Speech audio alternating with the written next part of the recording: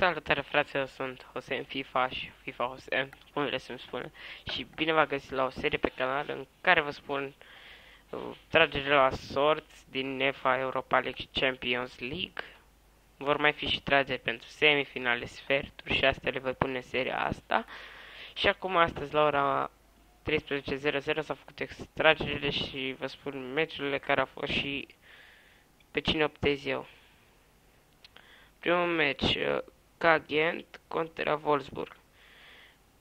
Ghent într-o formă excelentă, mi-a plăcut jocul lor și în Champions League au jucat foarte bine, s-au calificat foarte la limită. Adică ce la limită, scuzați-mă, Zenit s-a calificat la limită. Ghent a câștigat grupa. Iar Ghent, nu Zenit a câștigat, pardon, Ghent s-a calificat destul de ok, în grupă cu Valencia, Lyon și Zenit.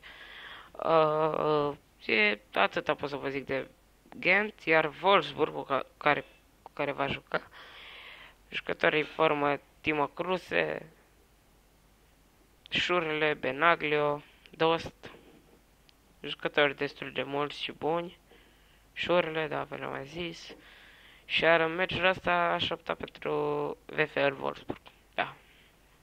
Următorul meci, AS Roma contra Real Madrid. AS Roma ca și într-o formă destul de bunicică. Da?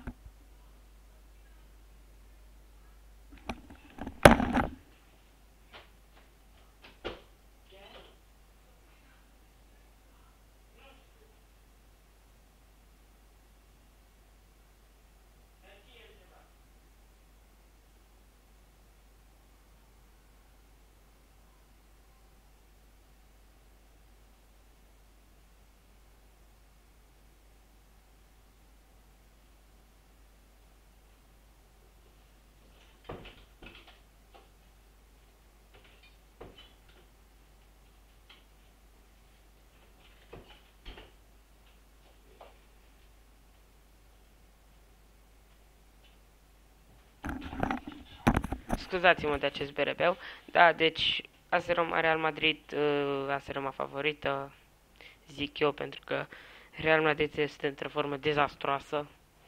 Pierdut cu Villarreal ultimul meci. Atâta că a câștigat și ei cu o echipă din Suedia mai slăbuță, Malmö 8-0. Se pot da mare cu câștigul ăsta. Da, deci AS Roma într-o formă de bunicică, în afară că o pierdut cu Barça 6-1. Da, deci optez pentru AS Roma. Un meci destul de greu este între PSG și Chelsea. PSG într-o formă foarte bună, ultima etapă a câștigat-o din Franța, a câștigat-o 6-1 contra Lyon.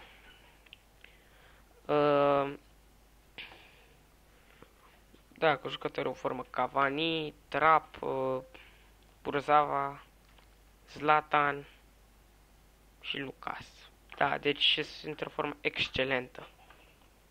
Chelsea, într-o formă dezastroasă, adică câștiga meciul în Champions League, dar în Liga pe 12.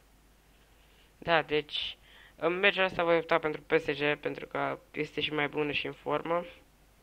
Iar meciul următor, Arsenal contra FC Barcelona. Arsenal într-o formă destul de bunicică în clasament, nu știu cum stă printre primele 4.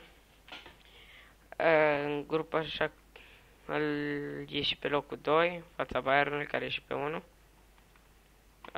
Jucători în formă Alexis Sanchez, Olivier Giroud, Cazorla, Ceh, deci pe altceva nu mai știu ce să zic.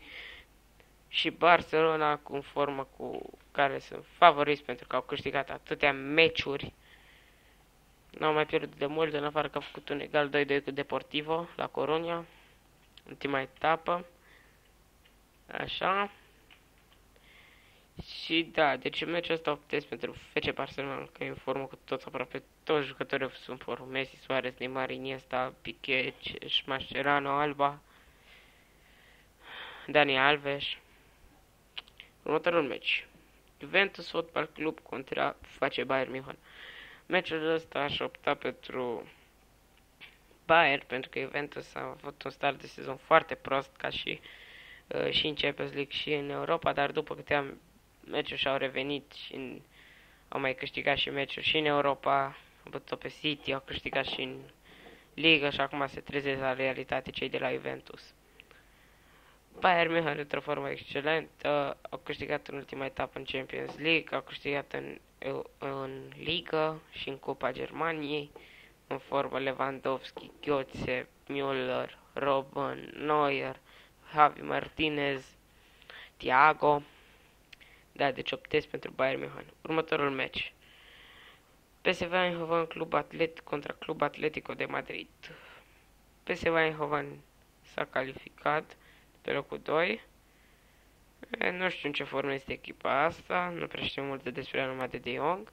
Și iar echipa adversă, adică Atletico Madrid, are jucători în formă Griezmann, Martinez, Oblak sau Moya, Coque. Da, deci în meciul ăsta optez pentru Atletico Madrid. Atletico Madrid. Meciul următor, Sele Benfica Zenit. Benfica are jucători în formă și în ligă e pe primul loc. Jucători în formă ca și Jonas, Lima, Gaetan, Luisao, Portar, Julio Cesar. Da, deci este o echipă foarte bună. Și care este pe primul loc și s-au calificat de pe locul 2 sau 1, nu mai amintesc așa bine. Zenit, care s-a calificat de pe primul loc din grupă cu Gen, Lyon și Valencia. Câștigat toate meciurile. Sau 5 au câștigat și unul e egal. Da, și care are jucători în formă Dziuba, Hulk. Pe altceva nu știu, dar în meciul ăsta aș opta pentru Zenit.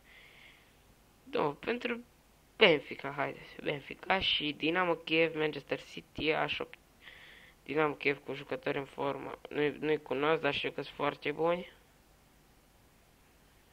City cu Ture, cine mai Ture, Sterling, Aguero, Yaya Ture, Hart și Otamendi, companie.